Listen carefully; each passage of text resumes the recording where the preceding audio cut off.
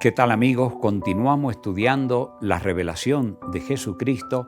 Estamos en el capítulo 13 y esta es la última fase de este capítulo.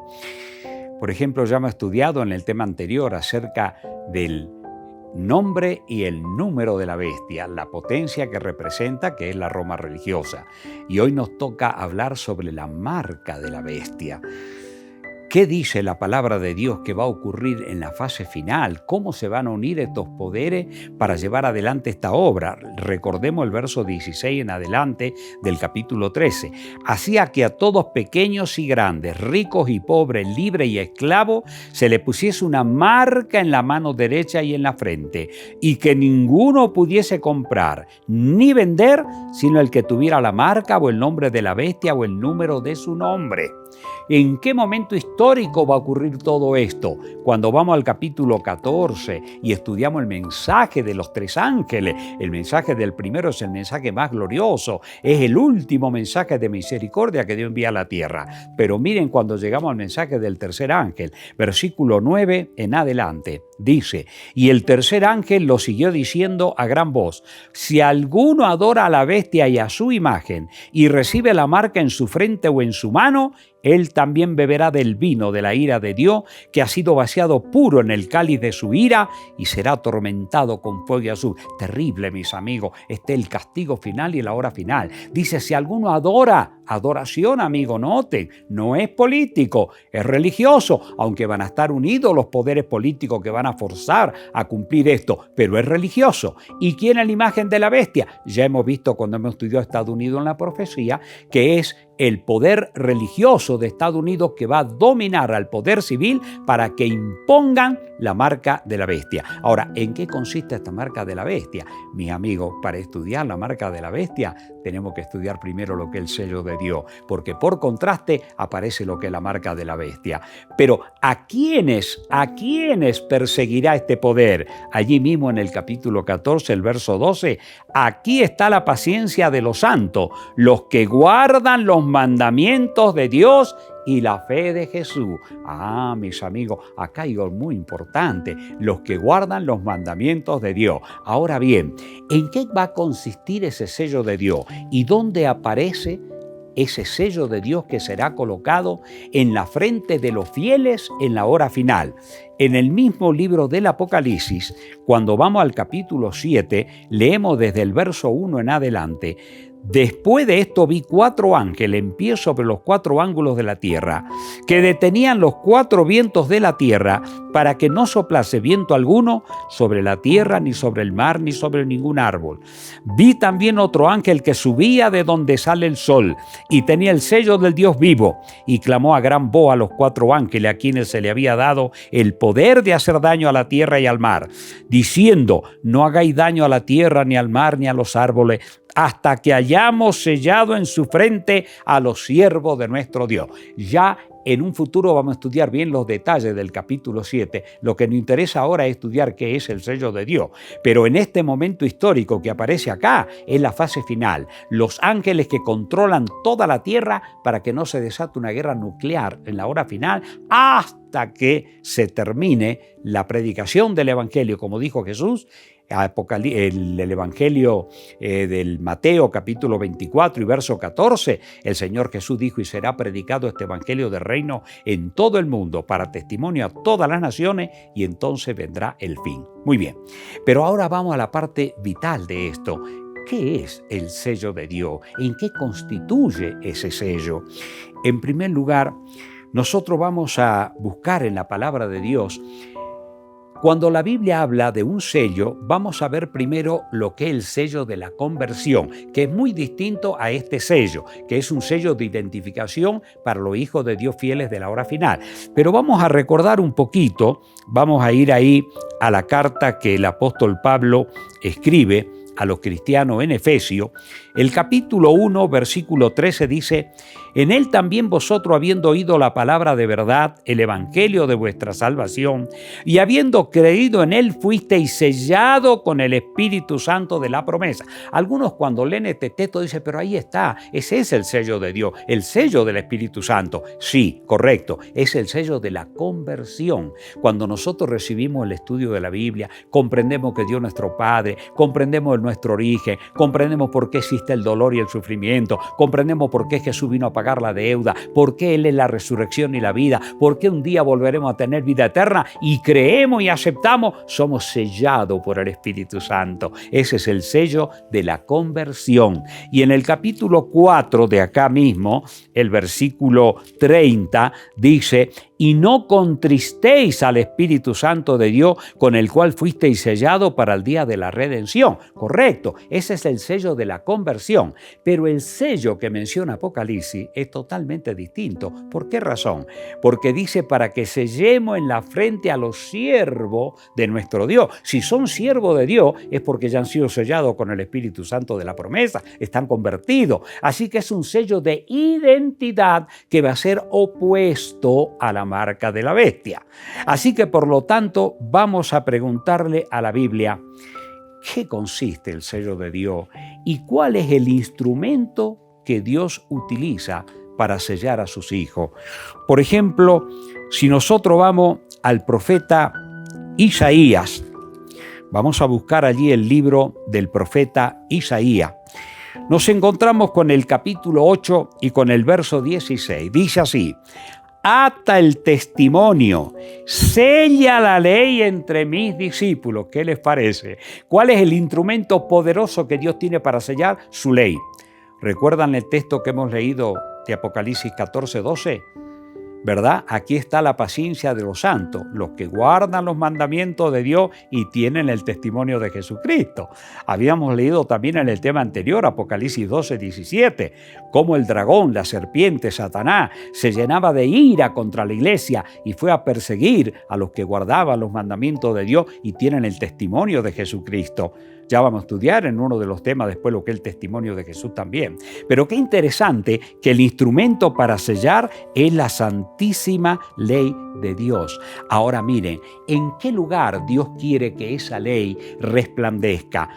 ¿Recuerdan que decía Apocalipsis para sellar en la frente a los siervos de nuestro Dios? Muy bien, vamos a preguntarle entonces ahora al apóstol Pablo, que escribe la carta a los hebreos.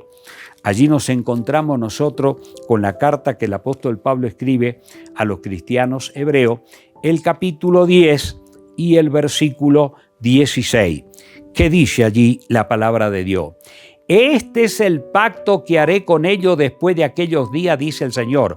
Pondré mis leyes en sus corazones y en sus mentes las escribiré. Noten, el sello de Dios va en la frente. Dice que Dios pondrá en la frente, ¿verdad?, el nuevo pacto. Algunos confunden el nuevo pacto y dicen, ya en el nuevo pacto no hay que guardar la ley. Cuidado, el pacto que Jesús ratifica en el Calvario es el pacto eterno. El pacto que fue violado, el antiguo pacto, que lo violaron los judíos después que Dios dio su ley en el monte y ellos salieron y se hicieron el becerro de oro. Eso fue violado por ellos, ese pacto. Pero el pacto nuevo es la ratificación del pacto eterno, y el pacto eterno consiste en la ley de Dios, que es el trasunto de su carácter y que es eterna. Así que por lo tanto ya hemos visto, el instrumento para sellar es la ley. ¿En qué lugar? En la mente, o sea, después de la frente está, sabemos, toda la parte inteligente. Por eso Jesús dijo, amarás al Señor con todo tu corazón, con toda tu mente, con toda tu fuerza. Pero ¿dónde está específicamente el sello de Dios en la Santísima Ley? Vamos al capítulo ahora del libro de Éxodo en la Biblia. Allá nos encontramos nosotros con el capítulo 20 en el libro de Éxodo. Mis amigos, ¿qué es lo que tiene un sello? Todos sabemos que tiene un sello, ¿verdad? Por ejemplo, si el presidente de una nación, está el nombre del presidente, ¿verdad? ¿Qué es ese señor presidente? ¿De dónde? De tal nación, ¿verdad? El nombre, ¿verdad? El título y la jurisdicción que abarca. ¿Cuál de los 10 mandamientos tiene el sello de Dios? Amigo, ustedes lean los 10 mandamientos como están en Éxodo 20. En varios de ellos aparece el nombre de Dios, pero el sello completo está en el 4º mandamiento. Vamos a leerlo desde el versículo 8 en adelante.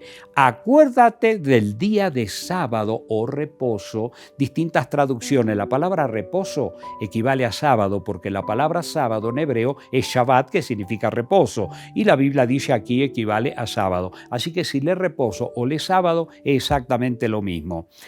Acuérdate del día de reposo para santificarlo. 6 días trabajarás y harás toda tu obra, mas el 7º día es reposo para Jehová tu Dios. No hagas en él obra alguna, tú, ni tu hijo, ni tu hija, ni tu siervo, ni tu criada, ni tu bestia, ni tu extranjero que está dentro de tu puerta.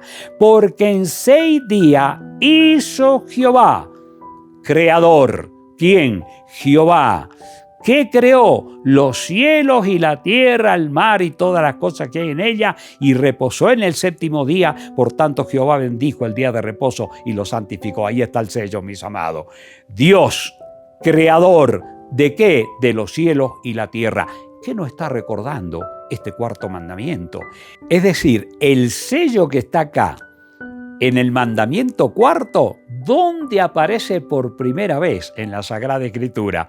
Miren qué interesante, en el versículo 1 de Génesis. Génesis 1:1, en el principio creó, creador. ¿Quién? Dios. ¿Qué creó? Los cielos y la tierra. Ahí está el sello, mis amigos. El diablo se ha encargado de llenar la tierra de oposición. Por ejemplo, cuando Dios le dijo a Adán y a Eva: el día que coman del árbol van a morir. Satanás, camuflado a través de la serpiente, en la primera sesión espiritista, le dice: no moriréis. Y entonces él se encargó de llenar la tierra de la idea que los muertos no mueren. Dios dijo: el 7º día es día de reposo, y lo bendice y lo santifica. Cuando estudiamos este día, mis amigos queridos, en la Sagrada Escritura, es bien claro el mandamiento, y sobre todas las cosas la bendición que Dios derrama sobre él.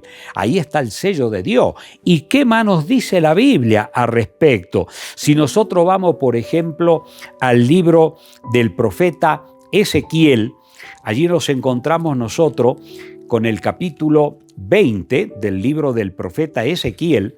¿Y qué leemos allí?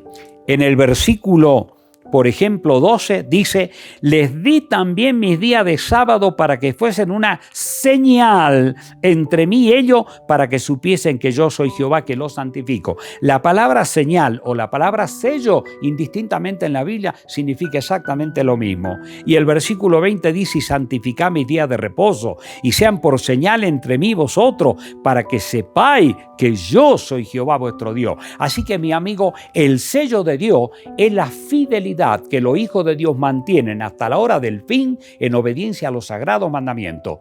¿Qué ha pasado con este mandamiento? Toda persona instruida que va leyendo las cosas sabe que este mandamiento y el 2º mandamiento de la ley de Dios, que habla en contra de la idolatría, ha sido sacado, ¿verdad?, del catecismo. No existe en la Iglesia Católica. Y ¿saben una cosa? Han implantado el día domingo. Ese día domingo, ¿verdad? Nosotros sabemos que el origen, todos los días de la semana, los romanos le pusieron nombre: lunes de Luna, martes de Marte, miércoles de Mercurio, jueves de Júpiter, y así sucesivamente. Pero el lunes la Iglesia Católica le puso domingo de Dominicus, día del Señor. Como Jesús resucitó ese día, trataron de acomodar el momento. Jesús nunca anuló ninguno de los mandamientos. Ahí en el Evangelio de Mateo, en el Evangelio de Lucas, Jesús dice claramente: más fácil cosa es que perezcan los cielos y la tierra, que se fruste una tilde de la ley. Jesús no vino a cambiar ninguno de los sagrados mandamientos.